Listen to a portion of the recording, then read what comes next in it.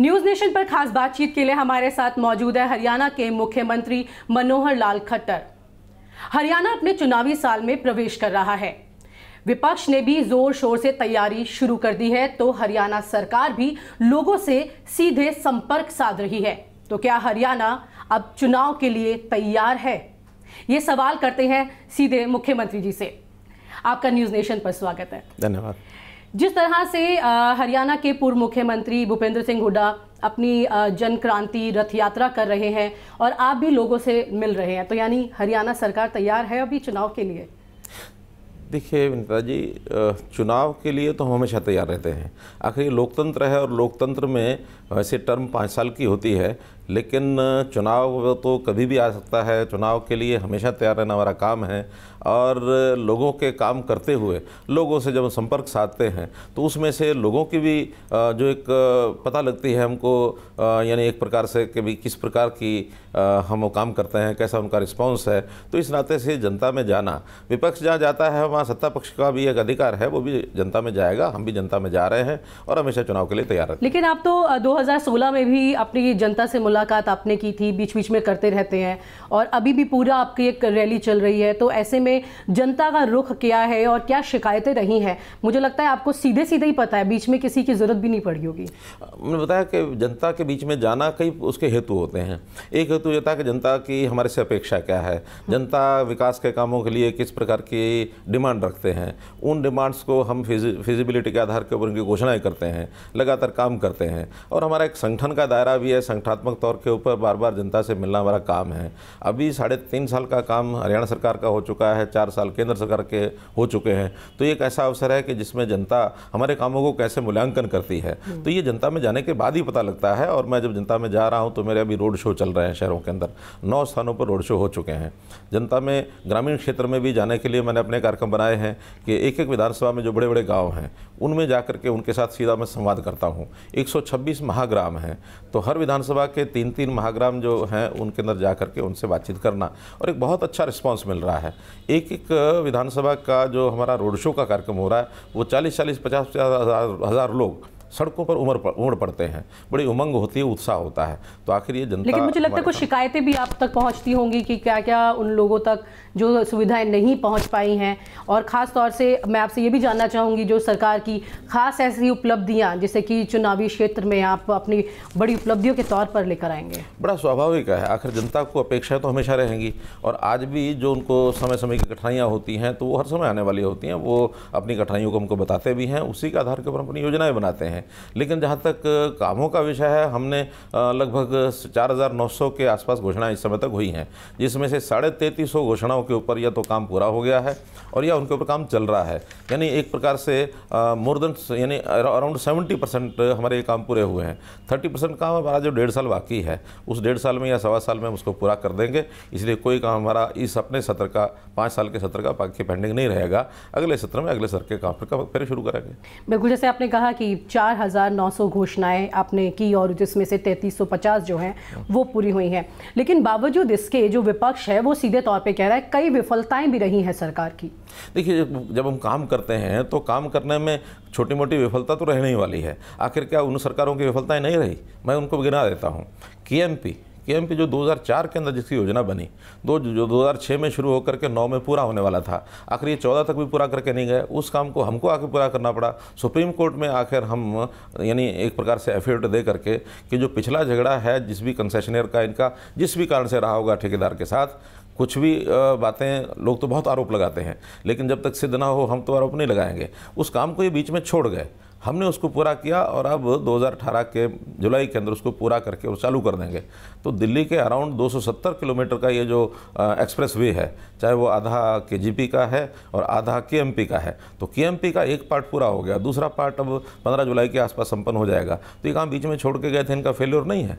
National highway number 1 जिसके ऊपर यानी बहुत स्थानों के ऊपर उनके अंडरपासेस, उनके फुटओवर ब्रिज, उनके दूसरे ब्रिजेस सारे बीच में छोड़ के चले गए, इनके ठेकेदार छोड़ के भाग गए। तो ये फेल्योर नहीं है क्या?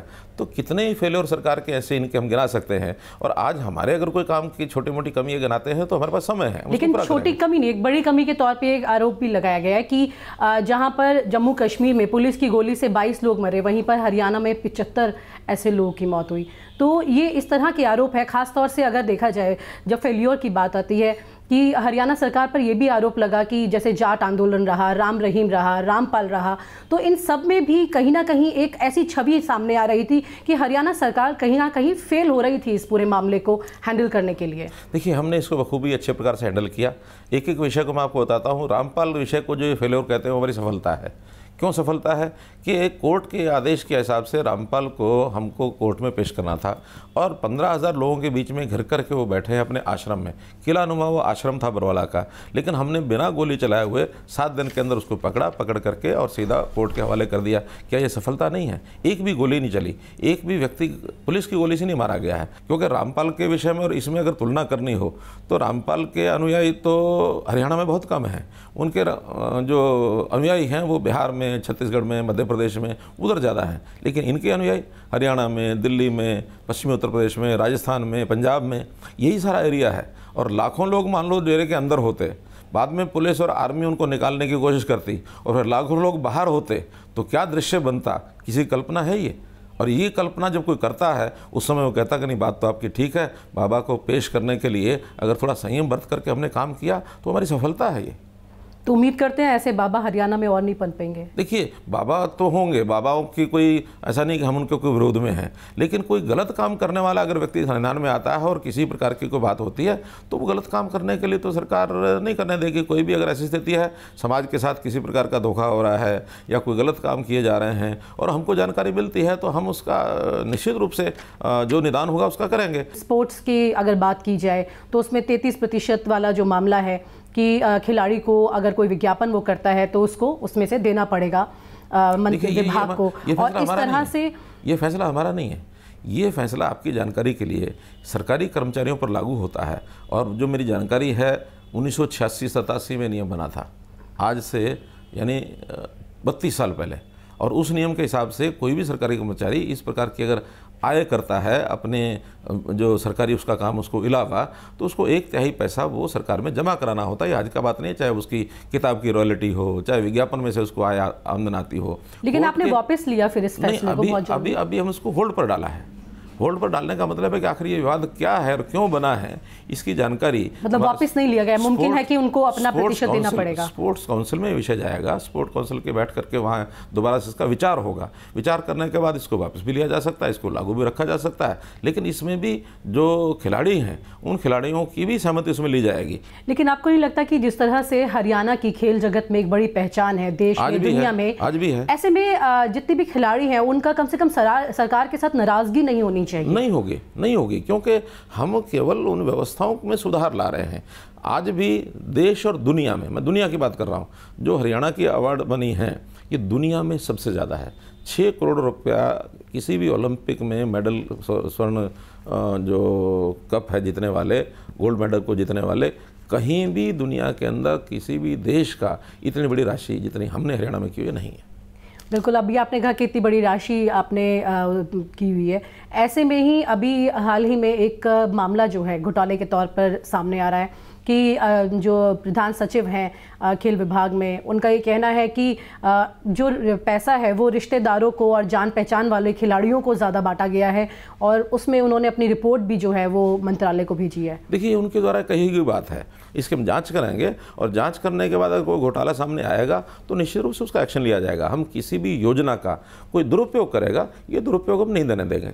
कोई योजना बनती है उसका उपयोग करना, सदुपयोग करना हरियाणा प्रदेश के खिलाड़ियों के लिए, हरियाणा की जनता के हित के लिए वो बनाते हैं। उसका दुरुपयोग किसी भी योजना का, ये तो बड़ी योजना है, कोई छोटी योजना का भी अगर दुरुपयोग करेगा तो हम उसको सहन नहीं करते हैं। लेकिन सरकार पर यह भी आरोप लगता रहा है कि एडमिनिस्ट्रेटिवली काफ़ी वीक रही है। मैं आपको बताती हूँ कि जिस तरह से आपने 300 टेल्स को पानी पहुँचाया, ठीक है, 30,000 करोड़ मुआवजा किसानों को दिया, फिर भी वो नाराज हैं। और अनुपात बढ़ा लड़कियों का अनुपात बढ़ा राज्य में, और उसके बाद भी जो रेप के इतने मामले हुए, सुरक्षा का मामला एक बड़ा निकल के आया, उसके भी आरोप लगे हैं इसमें। मतलब जैसे कि आपने अभी खुद कहा कि अगर कोई घोटाला हुआ है तो उस पर जांच होगी और उस पर एक्शन लिया जाएगा, यानी कि कहीं ना कहीं इस तरह की चीज़ों की गुंजाइश रही है जो कि आरोप के तौर पर सरकार पर लगती रही है। देखिए, सरकार के ऊपर आरोप नहीं है, जो कुछ कमियां हैं, आखिर कमी तो इतने बड़े समाज में कोई ना कोई मिलेगी ही, आखिर कहाँ नहीं मिलेगी, सब जगह मिलेगी। अलग अलग विषय है। जहाँ तक सेक्स रेशो का विषय है, सेक्स एट बर्थ रेशो है, वो हमारी 871 से बढ़कर के और इस समय 922 हो गई है।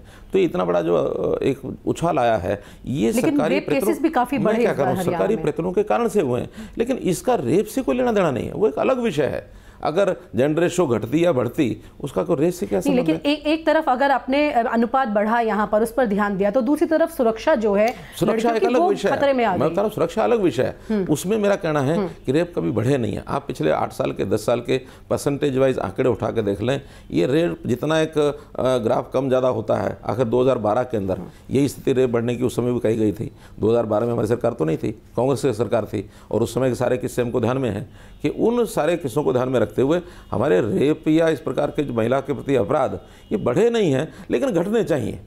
ये जो आज भी हैं, इसकी हमको चिंता है कि आखिर ये क्यों हो रहे हैं, तो उसको घटाने के लिए जो प्रयत्न है वो हम कर रहे हैं। मैं थोड़ा सा आपको एक उस स्थिति पर लेकर के जाती हूँ, जब जिस तरह से आपके बारे में लगातार ये आप खुद सफ़र भी ऐसे करते रहे हैं कि ट्रेन से सफ़र करना, गाड़ियों से सफ़र करना, हमेशा आपने पिछली जब से सरकार आपकी आई है तब से, पहले भी आप इसी तरह से सफ़र करते थे, लेकिन अब आप हवाई जहाज़ खरीदने वाले हैं। हालांकि आपने पहले मना किया था कि हमें ज़रूरत नहीं है, क्या ज़रूरत है, लेकिन अब ये फैसले का बदलाव किस लिए? देखिए, पहली बात तो ये मतलब चुनाव के मद्देनज़र इसको लिया गया है? नहीं, पहली बात तो ये है कि जब आदमी शुरू में आता है उसको नहीं पता क्या आवश्यकता है क्या नहीं है।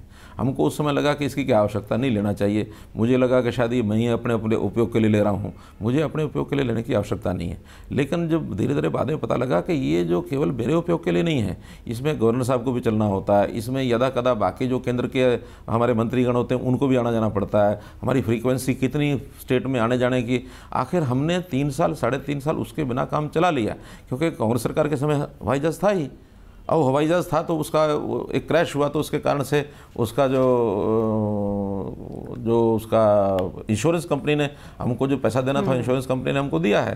तो अल्टीमेटली उस जहाज़ की आवश्यकता, इस मल्टीपल काम को देखते हुए गवर्नर साहब ने भी कई बार हमको कहा कि भाई अब ये जहाज़ ले लेना चाहिए, और इसमें जहाज़ न लेने का काम कोई मेरे अपने व्यक्तिगत हित में कोई जहाज़ उपयोग होना ऐसा नहीं है, जितनी आवश्यकता है। आखिर हर प्रदेशों के पास जहाज़, और कई प्रदेश तो हैं जिनके पास 2-2 3-3 जहाज़। काफी देर से ये फैसला आपने लिया, लगभग 4 साल पूरे होने वाले हैं। हमने अच्छा 4 साल में उसका पैसा बचाया। आपसे एक ये सवाल करना चाहती हूँ कि कुल मिला करके आप ये बिल्कुल नहीं कहेंगे कि कोई नाकामी रही, लेकिन क्योंकि पहला अनुभव था, सरकार को कौन सी ऐसी बड़ी चुनौतियाँ मिली जिसको हैंडल करने में कहीं ना कहीं कोई नाकामी रही और जिससे सीखने को मिला और आगे बेहतर करने की कोशिश हुई?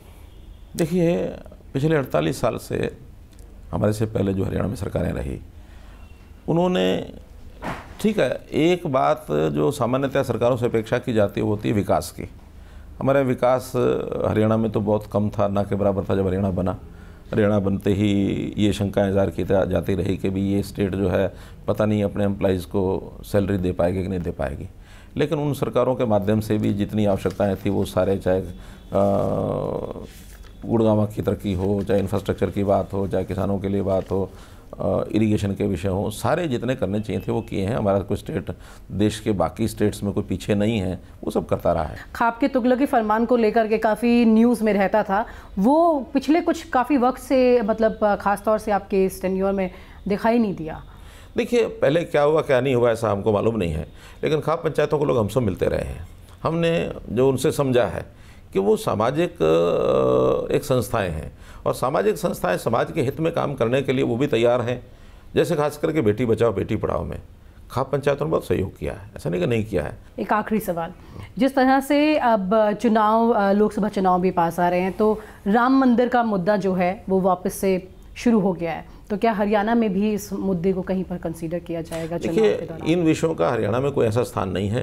ये सामाजिक मूवमेंट होते हैं। सामाजिक मूवमेंट जो होते हैं तो समाज के कुछ लोग उसको चलाएंगे तो चलाएंगे, उनकी अपनी योजना होती है, उनकी अपनी इच्छा होती है, मंशा होती है, उनका अपना प्रोग्राम होता है। तो राम मंदिर के नाते से वहाँ मंदिर बने, इसके लिए बहुत लोगों की सहमति है। इसके लिए कोर्ट भी उसमें नज़र रखे हुए हैं। लोग आपस में बातचीत करके विभिन्न जो ग्रुपों में एक बातचीत चल रही है कि आपसी सहमति से विषय निकल आए, आपसी सहमति से निकलेगा ठीक है, नहीं तो कोर्ट इसके ऊपर करेगा। अब ये विषय कोई राजनीतिक मुद्दा ना, लेकिन इस बीच चुनाव तो आ ही जाएंगे, हरियाणा के चुनाव भी आ जाएंगे। राजनीतिक मुद्दा पहले भी कभी नहीं रहा, आगे भी नहीं होगा। यानी कि चुनाव जो है हरियाणा का वो इस बार विकास पर ही होगा, विकास पर होगा। समाज के अंदर सामाजिक जो व्यवस्थाएं हमने बदली हैं, जैसे भ्रष्टाचार को ख़त्म करने का हमारा जो एक पहलू है, जैसे हमने नौकरियों के अंदर भ्रष्टाचार को ख़त्म किया है, हमने बदलियों के ऊपर भ्रष्टाचार को ख़त्म किया है, हमने लाइसेंस और CLUs पर भ्रष्टाचार ख़त्म किया है। ये सारे मुद्दे आने वाले हैं, क्योंकि विकास जो है दिखने वाला विकास है, लेकिन समाज के संस्कार, व्यवस्था का परिवर्तन, ये भी एक ऐसा विषय है जिसके ऊपर लोगों की खुशहाली। आज हमारे लिए अगर सबसे बड़ा कोई चैलेंज हमको लगता है वो है नौजवानों को एम्प्लॉयमेंट, और एम्प्लॉयमेंट के विषय पर हम बहुत काम कर रहे हैं। हमने स्किल डेवलपमेंट के नाते से यूनिवर्सिटी एक बनाई है। हमने जो इंटरव्यूज़ हैं ग्रुप C और D में, इंटरव्यू ख़त्म कर दिए, क्योंकि शंका क्या की जाती थी कि भाई बाकी तो सब ठीक है, हेरा फेरी इंटरव्यू में होती है। हमने कहा अगर यही शंका है इसको भी खत्म करते हैं। प्रधानमंत्री जी के आह्वान के ऊपर हमने खत्म कर दिया। तो आप लगातार आपने बहुत सारी उपलब्धियां इस इंटरव्यू के दौरान गिनाई हैं, तो मैं ये मानकर चलूं कि चुनाव जो होगा वो उपलब्धि पर होगा। जनमत जो होता है वो जनता को कितना उसमें लाभ हुआ है उसके ऊपर होता है। इसलिए जनता के कामों को हमने जो एक उल्लेखनीय जो अपनी प्रगति की है, जनमत उधर आकर्षित होता है। आज जनता हमारे साथ है। न्यूज़ नेशन से बातचीत करने का बहुत बहुत शुक्रिया। धन्यवाद।